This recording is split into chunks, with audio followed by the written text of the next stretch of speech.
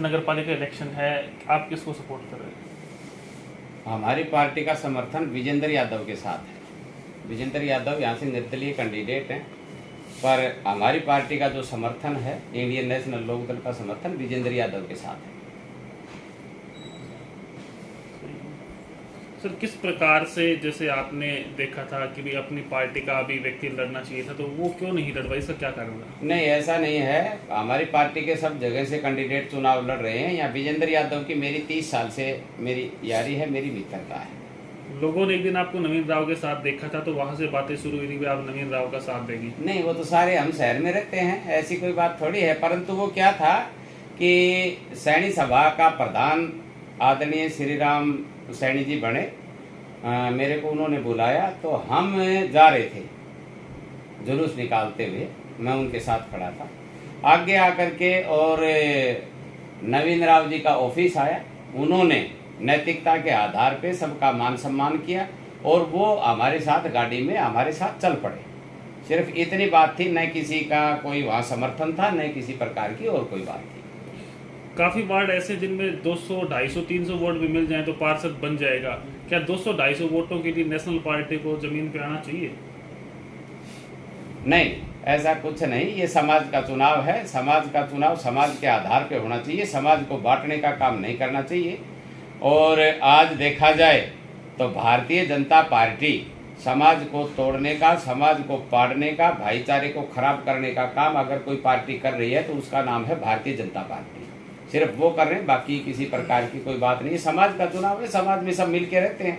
अखबारों में अगर पढ़ते थे तो 10 से 15 नाम आते थे कि भाजपा में इसको टिकट मिल सकती है, फिर भी उनमें से किसी को टिकट न देख के रमेश सैनी को एक्सपोर्ट किया। रमेश सैनी बढ़िया आदमी है।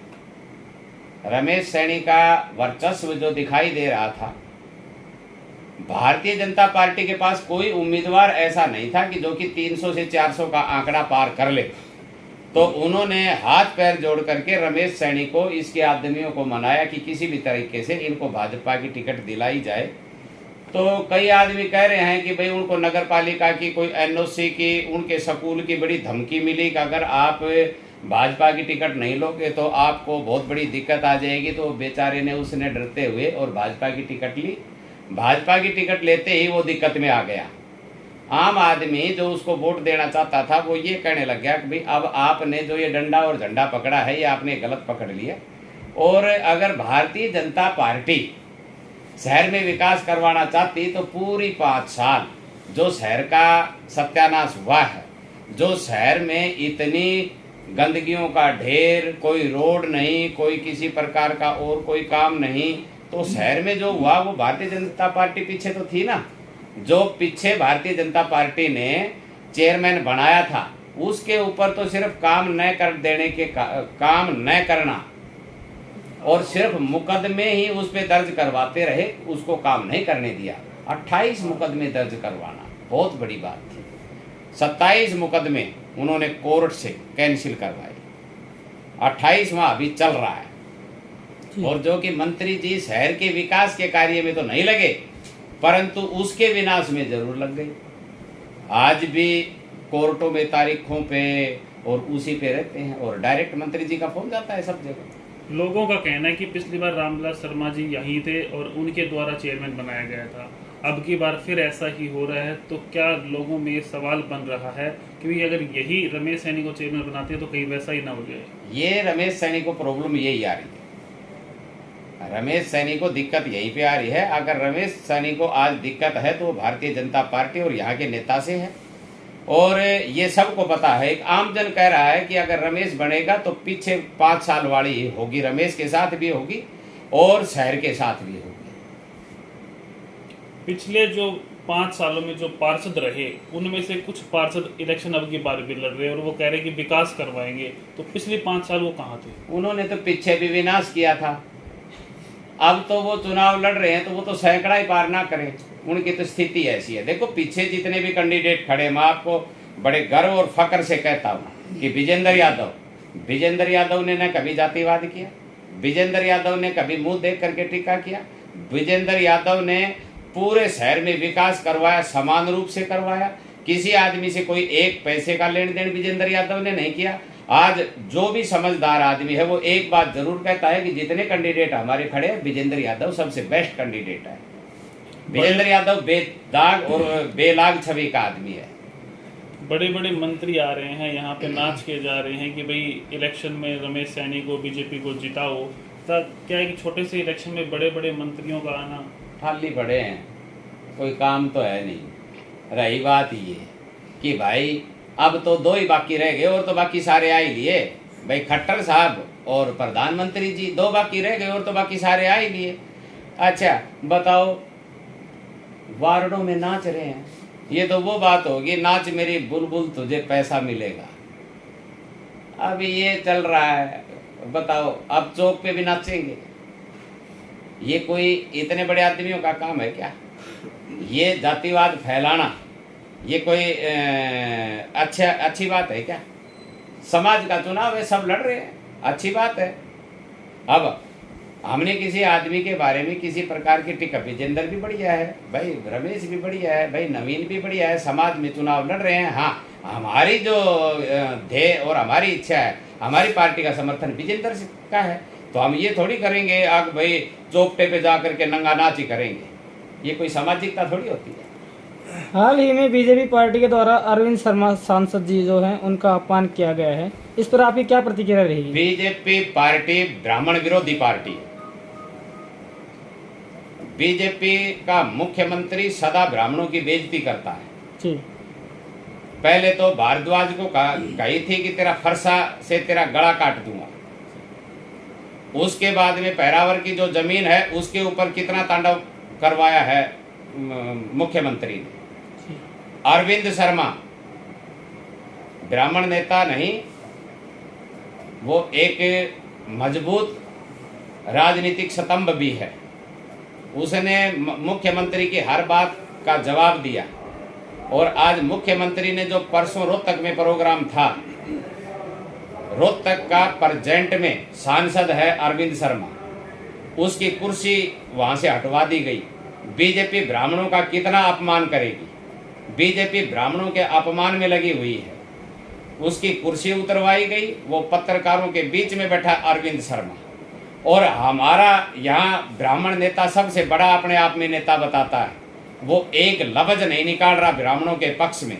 मैं तो कहता हूँ कि बीजेपी ब्राह्मणों की घोर विरोधी पार्टी है। आप देखा जाए नुपुर शर्मा जी, आज कितने देशों के अंदर उसने कोई बात ये थोड़ी बोली थी, उसने जो बात पढ़ी वो बात बोली थी, परंतु बीजेपी ने ब्राह्मणों की बेइज्जती करने के लिए उसको पार्टी से निकाल दिया गया, न कि उसका साथ देने का काम किया।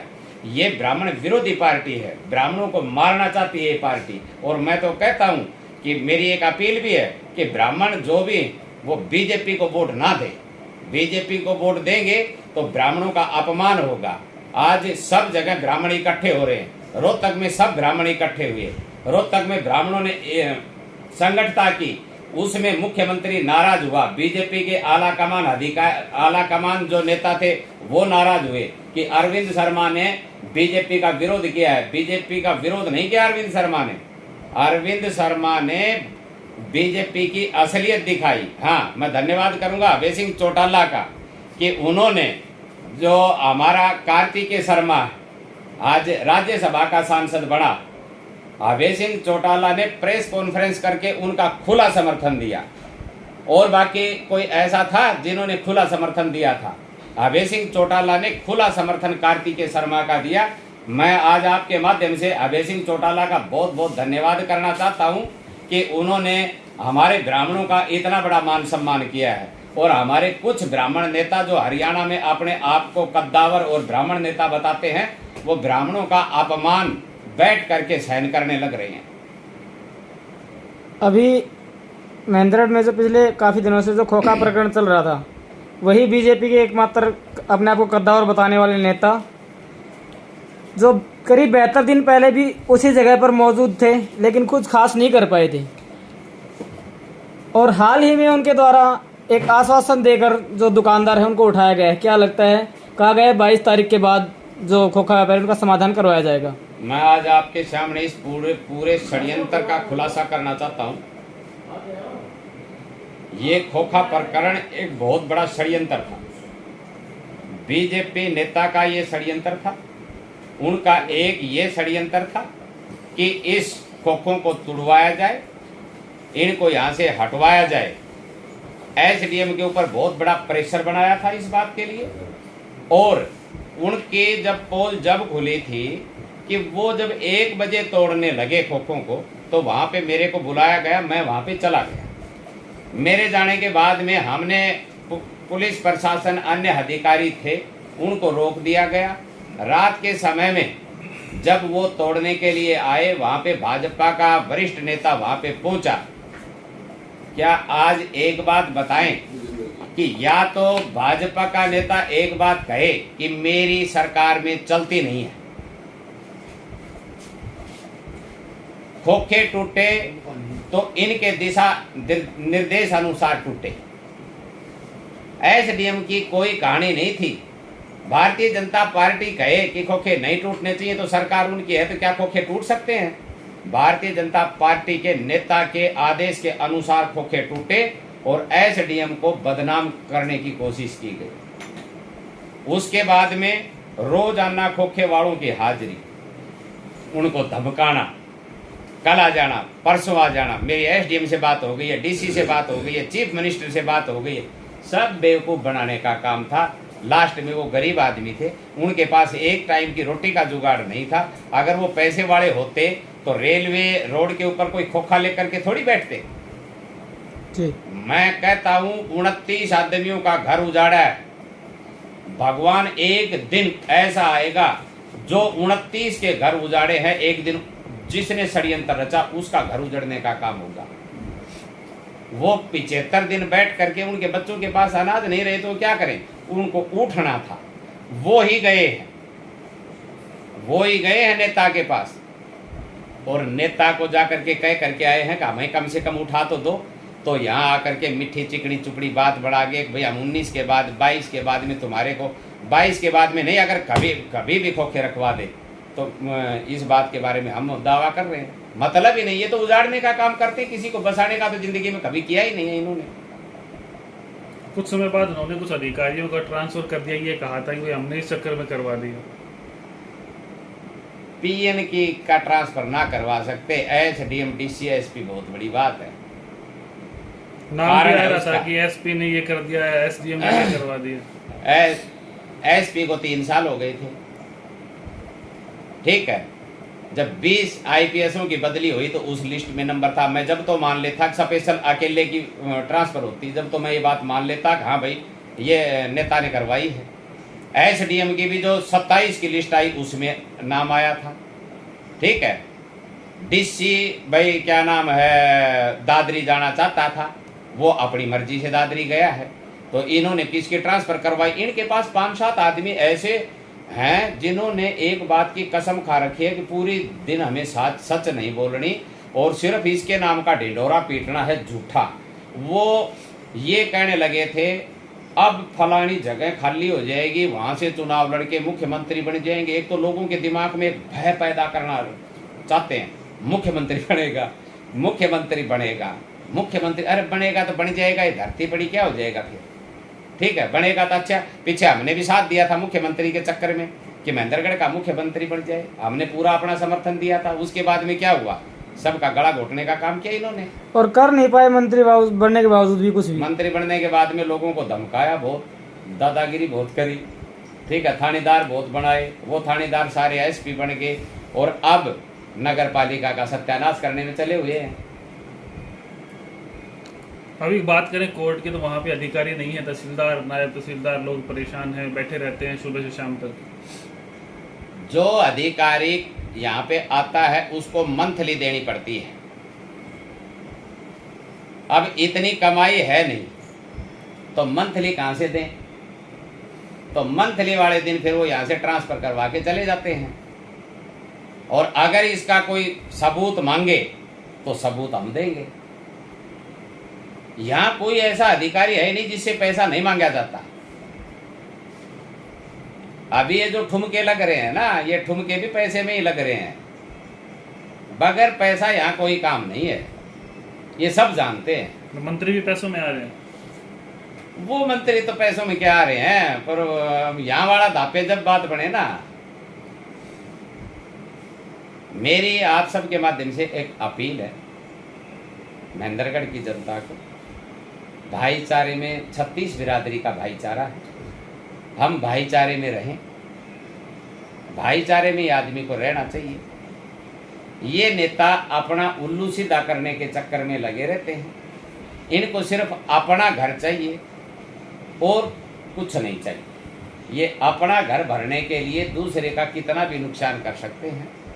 अपने 100 रुपए के फायदे के लिए दूसरे का 1 लाख का नुकसान भी कर सकते हैं। इसलिए 36 बिरादरी का समाज है, वोट इच्छा के अनुसार है। वोट के आधार पे भाईचारे को खराब नहीं करना चाहिए। जीतेगा मुकद्दर वाला, जिसके मुकद्दर में है सिकंदर वो ही बनेगा। मैं जब यहाँ पे जिला प्रमुख बना था तो कांग्रेस पार्टी ने बड़ा जोर लगाया था, परंतु मैं टॉस में जीत करके आया। उसके बाद में फिर जोर लगाया, फिर मैं नो कॉन्फिडेंस में जीत करके आया। वो मेरे मुकद्दर में था। जिस तरह से अगर बात कर ले, जिला मुख्यालय के समय सरकार के द्वारा कहा गया था कि भी एक दिन के लिए एडीजे को जो कोर्ट है वो महेंद्रगढ़ में लगाया जाएगा, सभी अधिकारी महेंद्रगढ़ में बैठेंगे। पार्टी एक ऐसा राज है जो महेंद्रगढ़ विधानसभा को उनके अगर चले, और ये डिफरेंस ज़्यादा है किलोमीटर का। अगर ये बीकानेर के पास होता ना तो भारतीय जनता पार्टी प्रस्ताव करके दे देती कि महेंद्रगढ़ पाकिस्तान में है, न कि हिंदुस्तान। ये महेंद्रगढ़ आप देखा जाए पालड़ी तक नया रोड, पालड़ी से आगे जो ही महेंद्रगढ़ विधानसभा शुरू हुई रोड टूटना शुरू हो गया। यहाँ तो एक बोर्ड लग जाना चाहिए, डेंजरस जोन। महेंद्रगढ़ विधानसभा जहाँ भी शुरू हो वहीं डेंजरस जोन का बोर्ड लग जाना चाहिए। आप देखो नारनौल शुरू होते ही 4 लाइन रोड, और महेंद्रगढ़ की सीमा जहाँ से आ जाए वही कोई रोड ही नहीं है, न पानी है। अब ये जितनी भी कॉलोनियाँ हैं इनमें किसी में पानी नहीं है। जो यहाँ पे पहले खेती वाले ट्यूबवेल हैं, लोग उनसे पानी पी रहे हैं। आज देखा जाए बिजली, सरकार ने घोषणा कर दी कि भाई 1 फेज में लाइट जाएगी। आज बिजली अधिकारी जो यहाँ हमारे एससी बैठे हैं, उसको ये ज्ञान ही नहीं है तू एससी भी है क्या, एक्शन यहाँ है ही नहीं। उसको कोई लोग फोन करते हैं, बोला मैं क्या करूं। यहाँ कौन अधिकारी ऐसा है जो अपनी जिम्मेवारी पे काम कर रहा है? तहसीलदार नहीं है, एक दिन कनीना से उधार आता है क्या? मेरे को आप बताओ, क्या महेंद्रगढ़ में कुछ है? न रोड है, न बिजली है, न पानी है, न अधिकारी है, न कर्मचारी है, न हॉस्पिटल है, न डॉक्टर है, कुछ भी तो नहीं है। और फिर भी भारतीय जनता पार्टी का नेता नाच नाच के कह रहा है, नाच नाच के। मैं कहता हूं भाई शर्म आनी चाहिए नाचने में। नाच नाच के कह रहा है कि मेरा महेंद्रगढ़ है। हाँ भाई तेरा महेंद्रगढ़ है, पर महेंद्रगढ़ का सत्यानाश भी तक नहीं उठाया है। एक तरफ तो सरकार के द्वारा पिछले काफी समय से भर्तियां नहीं करवाई जा रही है, दूसरी तरफ जो टीओडी स्कीम है वो लागू कर दी गई है, जिसके विरोध में युवाओं के सर जो है मुखर होने लगे हैं। जगह जगह जो युवा है वो लामबंद होने लगे हैं। क्या कहेंगे? ये जो सरकार है, ये सरकार बेरोजगारी पैदा करना चाहती है, सबसे ज्यादा गुंडागर्दी करवाना चाहती है सरकार। आज देखा जाए कितने सालों से भर्तियां बंद हैं। जो डीसी रेट पे कोई कर्मचारी लगते थे वो भी इन्होंने बंद कर दिए हैं। ये नौजवान को सबको मारना चाहती है सरकार। सर, मैं जो अग्निपथ स्कीम अभी लागू की गई है उसके बारे में बात कर रहा हूँ, जिसमें युवाओं को 4 साल के लिए सेना में मौका दिया जाएगा, जिसका विरोध युवा कर रहे हैं और जगह जगह पर हरियाणा में लामबंद भी हो रहे हैं। मैं इस पर आपका पॉइंट ऑफ व्यू जानना चाहता हूँ, क्या कहना है आपका? एक बात देखो, 4 साल में यानी आदमी जब ट्रेनिंग पूरी करता है, कुछ सीखने की बात करता है, जब तक तो उसको वापस निकाल दिया जाएगा। ठीक है ना? ये आप सब समझदार हैं, ये कहाँ की सोच है? आज कितने साल से आर्मी की भर्ती नहीं है? कम से कम भी 3-4 साल से तो आर्मी की भर्ती नहीं हुई है। बहुत बच्चों को जो आर्मी के लिए रोजाना भाग दौड़ कर रहे थे, उनकी एज निकल गई है। क्या कर रही है सरकार? कहाँ पे है सरकार? हाँ, कोई आदमी बोले एक काम ये सरकार जरूर करती है, कोई राजनीतिक आदमी या कोई आदमी बोलता है तो दूसरे दिन उसके घर पुलिस जरूर आ जाती है, या मेरे लिए बाइट चल रहा तो मेरो भी कि ढूंढ के वो बेचने को काम करेगा। ये सरकार एक ऐसी सरकार है जो बदले की भावना, न इनको समाज से कुछ लेना न इनको देश से कुछ लेना, सिर्फ बदले की भावना चलती है। और आप टीवी में या किसी अखबार में क्या सरकार ने कभी एक बात निकाली है कि हमारी ये योजना है, इस योजना से देश में इतना फायदा होगा, इस योजना से प्रदेश में इतना फायदा होगा, इस योजना से युवाओं में इतना फायदा होगा? कभी इनकी देखिए, सिर्फ एक ही बात की लड़ाई लड़ रहे हैं, ठीक है, समाज पाड़ने, और बाकी इनके पास कोई मुद्दा ही नहीं है। धन्यवाद।